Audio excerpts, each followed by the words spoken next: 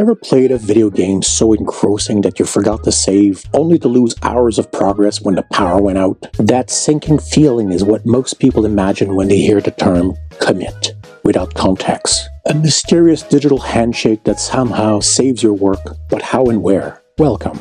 I'm Karel, your guide and CTO for today's deep dive into the world of commits, minus the cryptic jargon. Now, imagine you're in the middle of an epic video game.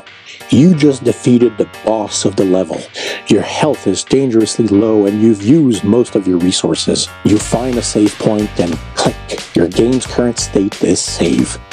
That relief you feel, that's the essence of a commit in the coding world.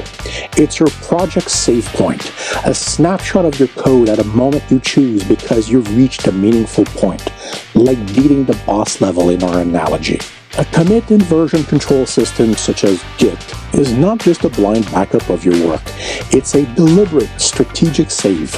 It marks a specific point in your project's history, like saving your game progress after a major victory or before embarking on a perilous quest. This allows you to return to this point should you need to undo changes or review your project's development over time, or as some of us have experienced, to try to figure out who messed up. When would you use this magical save game feature in coding? Well, imagine you've just implemented a new feature in your game. Let's say you've added a double jump ability to your character. You'd want to save this milestone, right? That's a commit. Or perhaps you finally squashed a particularly nasty bug that was annoying as an escort mission in stealth games. Yep, you guessed it, time to commit. It's about marking those victories, big or small, so you can always backtrack to the version of your game, project, where everything worked just right.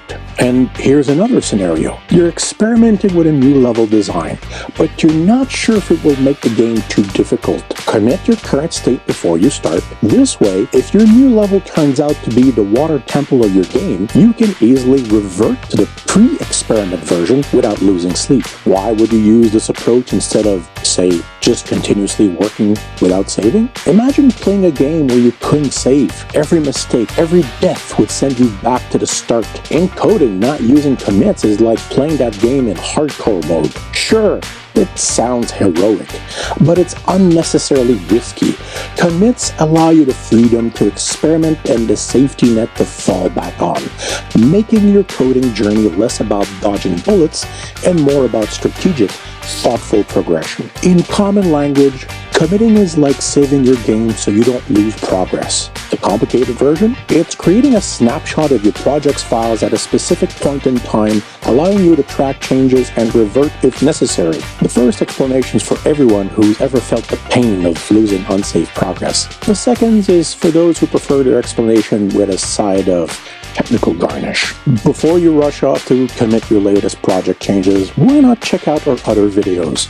On the left, we've picked one just for you, and right below is our latest upload. Both promise to dive deep into the programming rabbit hole with just the right amount of humor to keep you entertained.